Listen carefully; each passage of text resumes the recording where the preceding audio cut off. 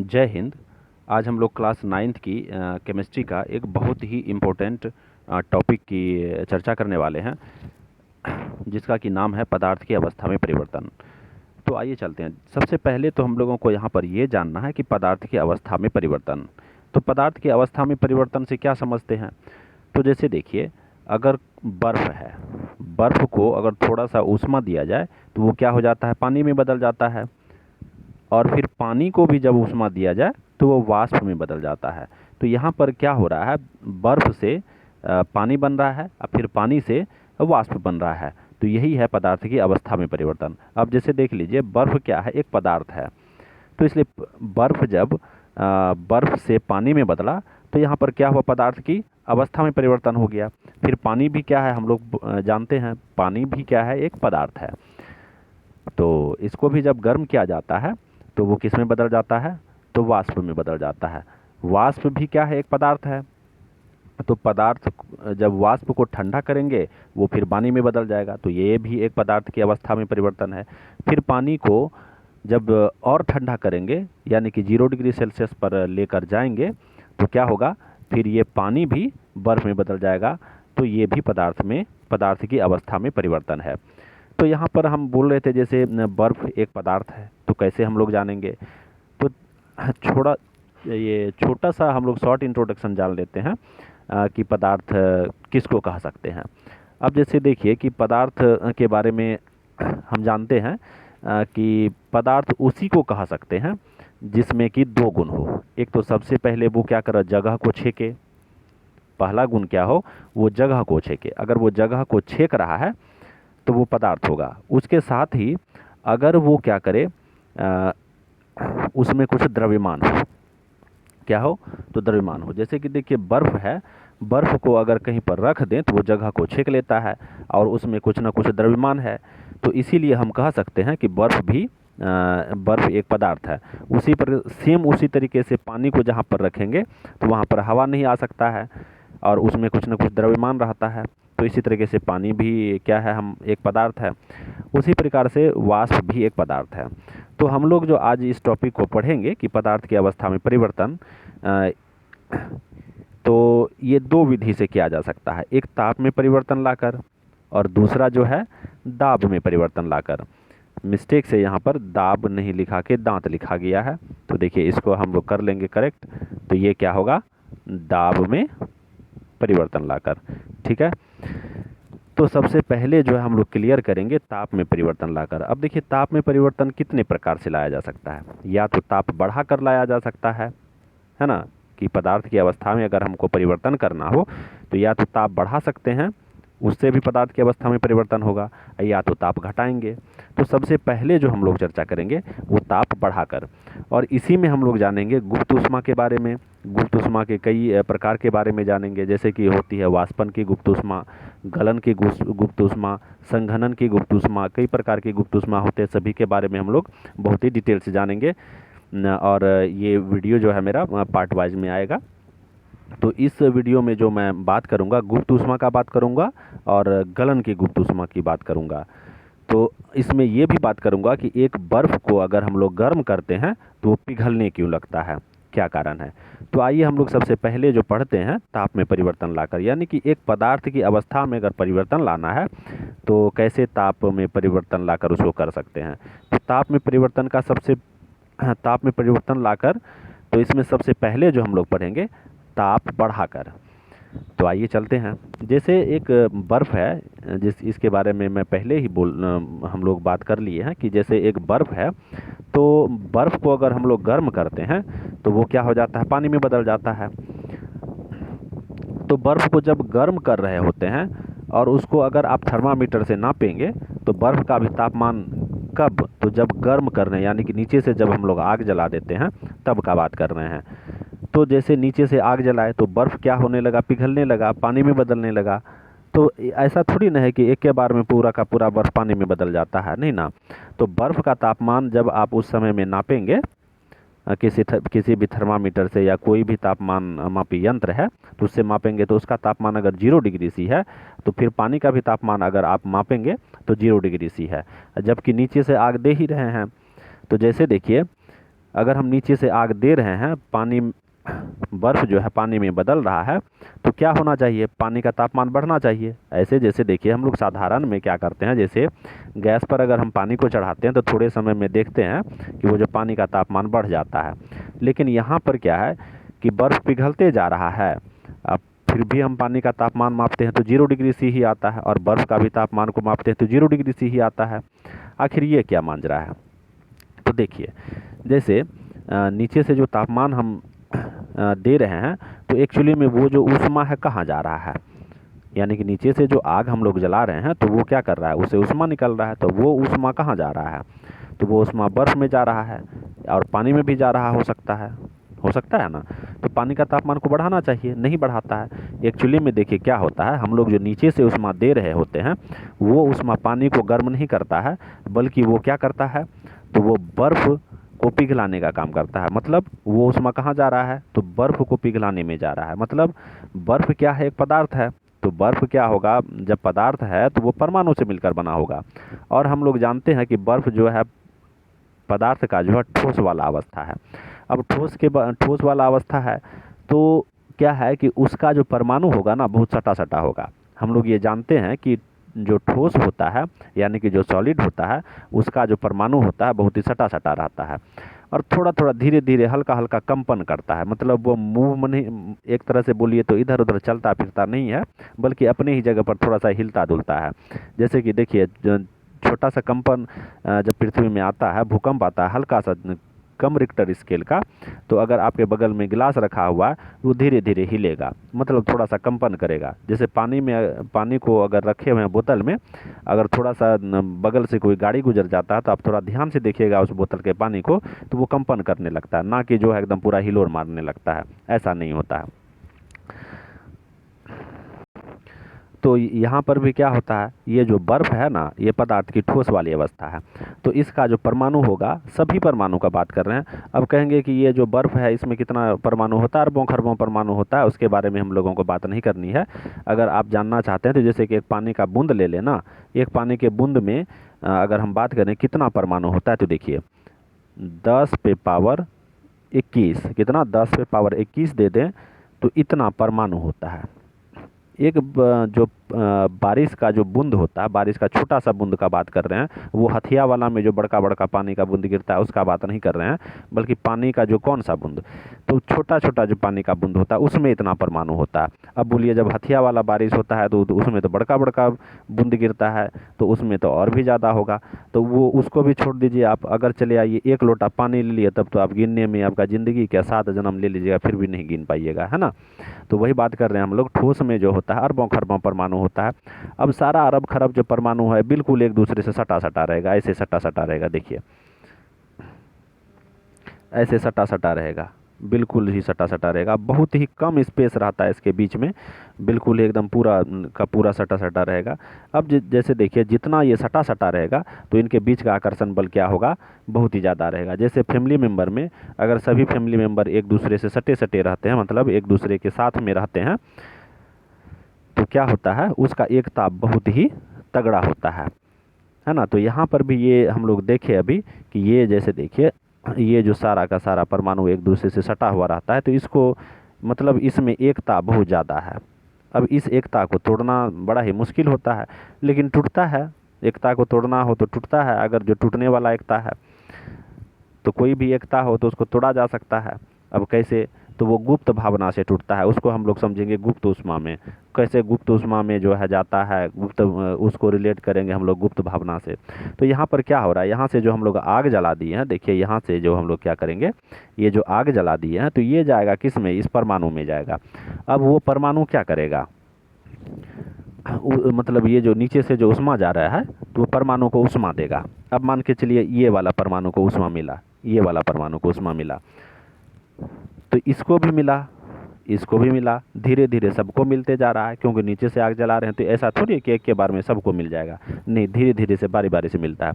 जब देखिए पहली बार इसको मिला था किसको? तो इसको जब पहली बार मिला था तो ये कहा कि अरे बाप रे, अब तो मेरे पास में बहुत सारा उष्मा हो गया। मतलब वो अब कह रहा है कि अब हम तुम्हारे साथ में काहे बैठेंगे, देखो मेरा तो सिक्स पैक बन गया, नीचे से हमको उष्मा मिल रहा है, कोई हमको कुछ दे रहा है, तो इसलिए मेरा क्या बन गया, सिक्स पैक बन गया, तब हम तुम्हारे साथ में काहे बैठेंगे। अब देखिए परिवार में हो गया क्या, खटपट हो गया। अब जो है वो तो एकदम सोचेगा अब हम अलग होने लगेंगे, एकदम बोलने लगा अपने बगल वाले को। तो अब देखिए दूसरे दूसरे को भी तब तक में क्या हो गया, उतना ही उष्मा मिल गया, तो वो भी कहता गए तुम बोलेगा रे, देखेगा मेरे भी पास में देखो सिक्स पैक आ गया है, अब हम भी तुम्हारे पास में बैठेंगे। तो अब देखिए क्या हो गया, एक कन्हा पे बैल नहीं बैठने लगा। मतलब कि जो है अब दोनों का दोनों परमाणु एक दूसरे से क्या बोलने लगा कि नहीं अब देखो हमको भी बहुत ज़्यादा उष्मा है, तो वो भी बोल रहा है नहीं मेरे भी पास में बहुत ज़्यादा उष्मा है, तो अब क्या होगा, दोनों अलग हो जाएगा। अब जैसे ही अलग होगा तो उसका आकर्षण बल क्या हो जाएगा, कमज़ोर हो जाएगा। तो यही वाला कहानी अब वो जो बर्फ़ है, बर्फ़ में जितना भी परमाणु है सभी के साथ में होने वाला है। अब जब सब एक दूसरे से बोलने बोलने लगा तो उसका परिवार टूट गया। अब जब टूट गया तो कितना टूट गया, बहुत ज़्यादा नहीं टूटा, मतलब इतना इतना रहा कि अगर किसी दूसरे से झगड़ा होता है तो सभी मिल के आगे क्या करता है, सपेट देता है सबको। तो वही बात है यहाँ पर। अब जो है परमाणु क्या हो गया है, तो अब अलग अलग हो गया। मतलब अब देखिए परमाणु इतना दूर दूर हो गया कि जितना दूर दूर पानी का परमाणु होना चाहिए। तो ये कौन काम कर रहा है, ये नीचे से जो ऊष्मा दिया जा रहा है वही कर रहा है। इसलिए यहाँ पर क्या होता है कि बर्फ़ का जो तापमान 0 डिग्री सी है और पानी का तापमान 0 डिग्री सी है, दोनों का तापमान बराबर होता है। क्यों? क्योंकि नीचे से जो हम लोग ऊष्मा दे रहे हैं तो वो ऊष्मा क्या काम कर रहा है, पानी के तापमान को नहीं बढ़ा रहा है, वो बर्फ़ में जो परमाणु है उसके बीच का जो आकर्षण बल है जिसके कारण वो ठोस बना हुआ है, तो उसी आकर्षण बल को ये कमज़ोर करने में जा रहा है। हाँ, तो अब देखिए नीचे से जो ऊष्मा देंगे तो क्या होगा, परमाणु का गतिज ऊर्जा बढ़ेगा, यानी कि वो पहले धीरे धीरे कंपन करता था, अब वो धीरे धीरे थोड़ा सा क्या करने लगेगा, मतलब पैदल चलने लगेगा, चहलकदमी करने लगेगा। तो इस तरह से उसका आकर्षण बल कमज़ोर होगा। जब आकर्षण बल कमज़ोर जैसे ही होता है, किसके कारण कम हुआ, तो क्योंकि गतिज ऊर्जा बढ़ गई। तो अब जो है धीरे धीरे वो किस में चेंज हो गया, तो अब पानी में बदल जाएगा। पानी में बदलने के बाद क्या होता है, देखिए धीरे धीरे जब उसको और उष्मा देते जाते हैं तो वो वाष्प में बदल जाता है। तो हम लोग उसके बारे में आगे में पढ़ेंगे जब हम लोग पढ़ने लगेंगे वाष्पन की गुप्त ऊष्मा। तो अब यहाँ पर हम लोग चर्चा करते हैं गुप्त ऊष्मा का। तो देखिए क्या है, पहले हम लोग बर्फ़ को जब नीचे से ऊष्मा दे रहे थे तो पानी में बदल रहा था। तो क्या था, बर्फ़ का भी तापमान उतना ही बना हुआ था जितना कि पानी का तापमान था, और पानी का तो तापमान वही मतलब 0 डिग्री सी, और बर्फ़ का भी तापमान 0 डिग्री सी यानी कि सेल्सियस। सी का मतलब क्या है यहाँ पर, तो सेल्सियस, उतना ही तापमान बना हुआ था। तो वही तापमान जो कि बर्फ़ को पानी में बदल रहा है लेकिन पानी को गर्म नहीं कर रहा है, वही एक्चुअली में क्या है, गुप्त ऊष्मा है। हाँ, तो गुप्त ऊष्मा किसको कहेंगे, ऊष्मा की वह मात्रा जो ठोस को द्रव में बदलता है। क्या, ऊष्मा की वह मात्रा जो ठोस को द्रव में बदलता है एक निश्चित वायुमंडलीय दाब पर, उसी को हम लोग क्या कहेंगे, तो गुप्त ऊष्मा कहेंगे। तो यहाँ पर हम लोगों ने देखा कि किस प्रकार से एक बर्फ़ पिघलता है, बर्फ़ जो होता है परमाणु से मिलकर बना होता है, फिर नीचे से जब ऊष्मा देते हैं तो बर्फ़ का जो परमाणु होता है वो सटा सटा रहता है, लेकिन जैसे ही नीचे से ऊष्मा देते हैं तो क्या होता है, उस परमाणु को ऊष्मा मिलता है और वो धीरे धीरे एक दूसरे से हटने लगता है। मतलब एक दूसरे से पहले सटे सटे थे, अब वो धीरे धीरे एक दूसरे से दूर होने लगता है, तो इससे उसका आकर्षण बल कमज़ोर होता है और वो बर्फ़ जो होता है धीरे धीरे किस में बदलने लगता है, पानी में बदलने लगता है। टोटल कहने का मतलब ये है कि बर्फ़ का परमाणु अब उतना दूर दूर रहने लगा, यानी कि बर्फ़ का परमाणु ऊष्मा देने पर अब इतना दूर दूर हो गया कि जितना दूर दूर पानी का होता है। तो इस कारण से वो धीरे धीरे किस में बदलते जा रहा है, तो पानी में बदलते जा रहा है। अब हम लोग पढ़ेंगे बर्फ़ के गलन की गुप्त ऊष्मा। देखिए बर्फ़ के गलन की गुप्त ऊष्मा को समझने से पहले हम लोग समझ लेंगे कि गलनांक क्या होता है। देखिए गलनांक किसको कहते हैं, जैसे कि जिस ताप पर ठोस द्रव में बदलने लगता है, क्या, जिस ताप पर ठोस द्रव में बदलने लगता है उसी ताप को उस पदार्थ का गलनांक कहते हैं।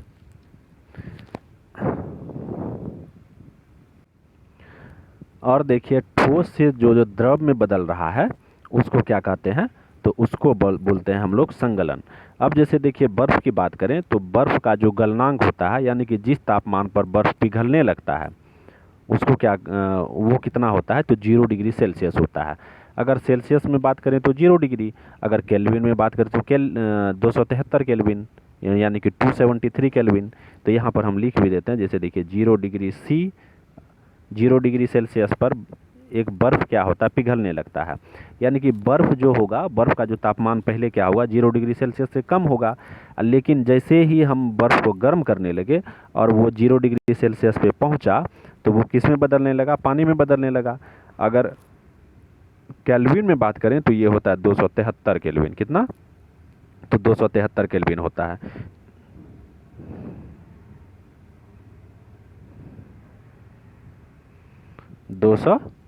केल्विन, तो 273 केल्विन किसके बराबर होता है, तो 0 डिग्री सी।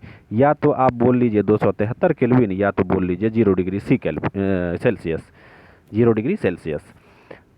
यानी कि इस तापमान पर क्या होने लगता है, बर्फ़ पानी में बदलने लगता है। यानी कि बर्फ़ का जो गलनांक है वो कितना है, तो 273 केल्विन है, और सेल्सियस में कितना है, तो 0 डिग्री सी। यानी कि इसी तापमान पर बर्फ़ जो है पानी में बदलने लगता है। चलिए आइए अब हम लोग जानते हैं, जबकि गलनांक को हम लोग समझ लिए हैं, तो अब हम लोग समझेंगे किसको, तो बर्फ़ के गलन की गुप्त ऊष्मा। इसको थोड़े से ध्यान से सुनिएगा। देखिए अब है ये भी गुप्त ऊष्मा, लेकिन इसमें क्या होगा, एक ठोस द्रव में बदलेगा। एक ठोस किस में बदलेगा, क्योंकि ये गलन है तो मतलब गलेगा, तो गलेगा कौन, तो ठोस गलेगा। तो इसको थोड़ा ध्यान से सुनिएगा। जैसे कि देखिए ऊष्मा की वह मात्रा को वायुमंडलीय दाब पर 1 केजी ठोस को उसके गलनांक पर द्रव में बदल देती है, उसे गलन की गुप्त ऊष्मा कहते हैं, या गलन की प्रसुप्त ऊष्मा कहते हैं। ठीक है, जैसे कि देखिए ऊष्मा की वह मात्रा जो 1 केजी ठोस को, क्या, तो 1 केजी ठोस को वायुमंडलीय दाब पर, निश्चित वायुमंडलीय दाब पर उसके गलनांक पर द्रव में बदल देता है। ऊष्मा की उसी मात्रा को गलन की गुप्त ऊष्मा कहते हैं या संगलन की गुप्त ऊष्मा कहते हैं। अब गुप्त ऊष्मा का एक दूसरा भी नाम है प्रसुप्त ऊष्मा। जैसे हर लड़के का स्कूल में अपना एक अलग नाम होता है और घर में अपना एक अलग नाम होता है, उसी प्रकार से गलन की जो गुप्त ऊष्मा, या बोलिए डायरेक्ट गुप्त ऊष्मा जो है, गुप्त ऊष्मा का दूसरा जो नाम है प्रसुप्त ऊष्मा। अगर कहीं पर गुप्त ऊष्मा के बदले में प्रसुप्त ऊष्मा लिखा हुआ है तो वहाँ पर घबराना नहीं है, हम लोगों को समझना है अच्छा ये इसका दूसरका वाला नाम है। ठीक है, तो यहाँ पर हम लोग देखें कि गलन की जो है गुप्त ऊष्मा क्या होती है। तो गलन की गुप्त ऊष्मा एक बार हम फिर से बोल देते हैं क्या, तो देखिए हम यहाँ पर थोड़ा सा लिख भी देते हैं। यहाँ पर लेंगे ऊष्मा की वह मात्रा जो 1 केजी ठोस को एक निश्चित वायुमंडलीय दाब पर, क्या, तो एक निश्चित वायुमंडलीय दाब पर उसके गलनांक पर उसको किस में बदल दे, तो द्रव में बदल दे। तो इसी को क्या कहेंगे हम लोग, गलन की गुप्त ऊष्मा बोलिए, या संगलन की गुप्त ऊष्मा बोलिए, या गलन की प्रसुप्त ऊष्मा बोलिए। अब हम लोग बात करते हैं कि ये जो बर्फ़ होता है, बर्फ़ को की जो गलन की गुप्त ऊष्मा होती है, यानी कि बर्फ़ को गलाने के लिए जितना गुप्त ऊष्मा का ज़रूरत होता है उसको क्या वो कितना होता है, तो 335 किलो जूल पर केजी। यानी कि 1 केजी का अगर हम लोग बात करें, 1 केजी बर्फ़ को गलाने के लिए नीचे से हम लोगों को कितना ऊष्मा देना पड़ेगा, तो वो 335 किलो जूल का ऊष्मा देना पड़ेगा। कितना ऊष्मा देना पड़ेगा, तो 335 किलो जूल का ऊष्मा नीचे से आग जलाकर हम लोगों को देना पड़ेगा। या तो किलो जूल में ऐसे बात करिए, या नहीं तो अगर हम लोग कैलोरी में बात करते हैं तो 1 ग्राम अगर बर्फ़ है तो 1 ग्राम बर्फ़ को 80 कैलोरी चाहिए। 80 कैलोरी तो आप निकाल सकते हैं 1000 ग्राम में कितना चाहिए, तो ये है 1 ग्राम बर्फ़ का। तो 1000 ग्राम बर्फ़ का आप लोग खुद निकाल लीजिएगा कितना होता है और कमेंट बॉक्स में हमको बता दीजिएगा। तो ये थी गलन की गुप्त ऊष्मा। अब हम लोग जानते हैं वाष्पन की गुप्त ऊष्मा। ये भी बिल्कुल ही रिलेटेड उसी से है जैसे कि गलन की गुप्त ऊष्मा से था। जैसे 1 केजी हम लोग पानी लिए, उस 1 केजी पानी को किसी निश्चित वायुमंडलीय दाब पर जितना ऊष्मा उसको उसके क्वथनांक पर, उसके क्वथनांक पर क्या कर दे, वाष्प में बदल दे, तो उसको ही बोलेंगे क्या, यानी कि ऊष्मा की उसी मात्रा को क्या बोलेंगे, वाष्पन की गुप्त ऊष्मा या वाष्पन की प्रसुप्त ऊष्मा बोलेंगे। एक बार फिर से मैं बोलता हूँ, ऊष्मा की वह मात्रा जो 1 केजी द्रव को उसके क्वथनांक पर किस में बदल दे, तो वाष्प में बदल दे, तो ऊष्मा की उसी मात्रा को क्या कहेंगे, वाष्पन की गुप्त ऊष्मा। अब इसके लिए जो वाष्पन की गुप्त ऊष्मा होती है, अगर कैलोरी में बात करें तो वो 540 होता है। अगर कैलोरी में बात करें हम लोग तो वो क्या होता है, तो 540 कैलोरी। ये 1 ग्राम के लिए है। ये कितने के लिए है, तो 1 ग्राम के लिए है। अब वही अगर हम लोग बात करें 1 केजी का, तो 1 केजी के लिए चाहिए 2260, क्या, तो 2260 किलो जूल पर केजी। ठीक है, यानी कि 1 केजी को, 1 केजी अगर हम लोग पानी लें तो 1 केजी पानी को वाष्प में बदलने के लिए कितना किलो जूल ऊर्जा देना पड़ेगा, तो 2260 किलो जूल का ऊर्जा देना पड़ेगा। तो इस वीडियो में हम लोगों ने जाना सबसे जो इम्पोर्टेंट टॉपिक था वो था गुप्त ऊष्मा। तो एक बार मैं गुप्त ऊष्मा के बारे में फिर से बोल देता हूँ। जैसे बर्फ़ को हम लोग पिघलाने लगे तो बर्फ़ को पिघलाने में क्या होता है, वो पानी में बदलने लगता है। तो बर्फ़ जब पूरी तरीके से पानी में नहीं बदलता है तब तक जो है बर्फ़ और पानी का तापमान जो होता है वो 0 डिग्री सी पर बना रहता है।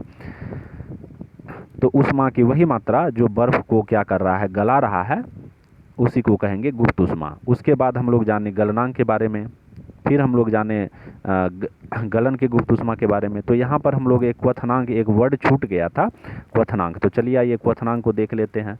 यानी कि जिस तापमान पर द्रव उबलने लगे, जिस तापमान पर क्या हो, द्रव उबलने लगता है, उसी तापमान को क्या कहते हैं, तो क्वथनांक कहते हैं। अब देखिए, एक पानी कितने डिग्री सेल्सियस पर उबलने लगता है, तो 100 डिग्री सेल्सियस पर उबलने लगता है। अगर केल्विन का बात करिए तो 373 केल्विन पर उबलने लगता है। ठीक है, या तो आप 100 डिग्री सेल्सियस बोलिए या तो 373 केल्विन बोलिए, ये दोनों एक दूसरे के बराबर होता है। क्या होता है, बराबर होता है। जैसे देखिए 100 डिग्री सी बराबर होता है 373 केल्विन। ठीक है, क्या होता है, तो 373 केल्विन होता है। तो ये थी हमारी। अगर किसी भी तरीके का कोई कन्फ्यूजन है तो आप कमेंट बॉक्स में ज़रूर लिखें। मेरा प्रयास यही रहेगा कि आपका जो डाउट्स है, आपका जो कन्फ्यूजन है, उसको मैं सही कर सकूं। और अगर आपको किसी टॉपिक पे वीडियो चाहिए तो कमेंट बॉक्स में ज़रूर ही कमेंट करके बताइए, उस टॉपिक पे मैं वीडियो बनाऊंगा। धन्यवाद।